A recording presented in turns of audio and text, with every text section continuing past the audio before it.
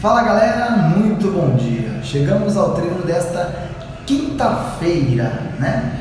Então vamos lá. Se você não deixou o seu gostei, já deixa o seu gostei. Se você não é inscrito ou inscrita no canal, se inscreva aí nas letras vermelhas que aparecem aí embaixo do seu vídeo, tá certo? Então vamos ao treino desta quinta-feira. Faremos 4 rounds de 20 push-ups, 20 kettlebell swing e 10 strict pull-up. 4 rounds, 20 push-ups, 20 kettlebell swing e 10 strict pull-up. Num time cap de 18 minutos, tá? Então, como eu falei, se você não deixou o seu gostei, deixe o seu gostei. Se você não é inscrito ou inscrita no canal, se inscreva, certo? Faça o nosso canal aí crescer cada dia mais e mais, tá bom? Então, mais uma vez, igual vocês estão vendo aí no vídeo, tá certo?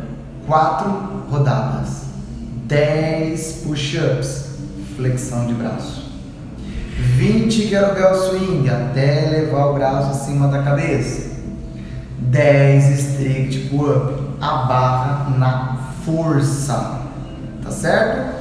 Então, 4 rodadas num time cap de 18 minutos, ok?